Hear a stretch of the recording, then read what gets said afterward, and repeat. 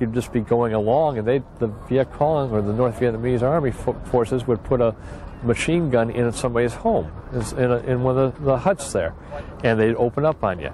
Other times you'd end up taking on a company-sized strength or larger, because they'd be sitting there waiting for you.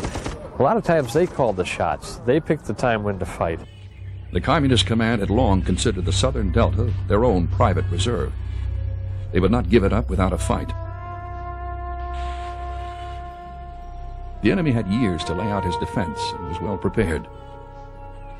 Viet Cong sappers planted mines at likely landing places. Bridges throughout the region were targeted and destroyed.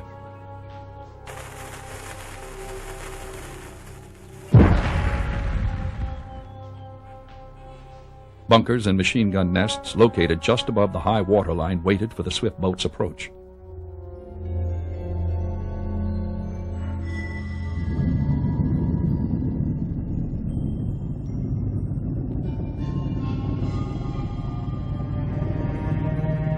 Ambushes along the rivers were frequent.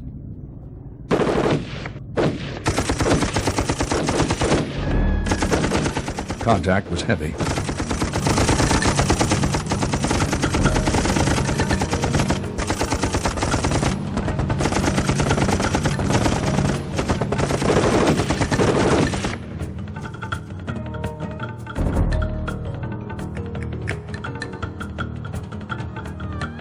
And costly.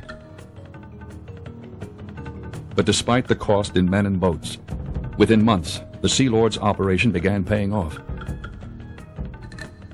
With the barrier patrols in place, massive multi-boat raids were mounted into the heart of the enemy's strongholds.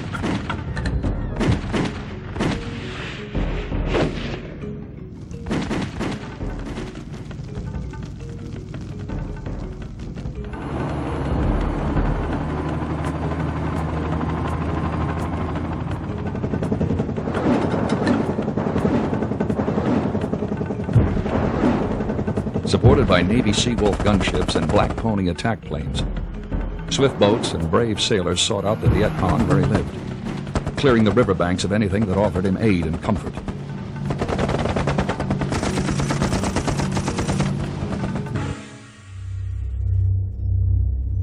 Navy SEALs went ashore to gather intelligence and sow fear into the VC hearts.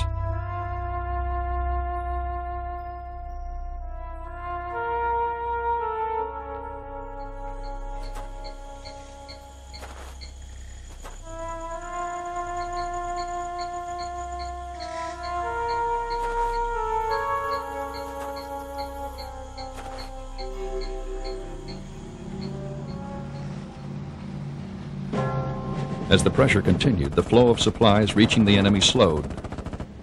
From a flood to a trickle, and finally began drying up. With communist domination finally lifted, civilians began returning to the Southern Delta, areas that had been for years devoid of commerce, thanks to the extortion of Viet Cong tax collectors, once again became centers of agriculture and regional industry. By late 1969, the Mekong Delta had been nearly cleared of Viet Cong, and Sea Lords had become an unqualified success. It worked extremely well. The Viet Cong intelligence that we intercepted was that it was really hampering their operation, and General Abrams felt that it really accelerated the pacification of the Delta because the Viet Cong were just not able to move around. But political winds blowing from the United States foretold an end to the American combat role in Vietnam. By the end of 1970, most of the swift boats, WPBs, and other Sea Lords craft were turned over as the South Vietnamese Navy took up the fight.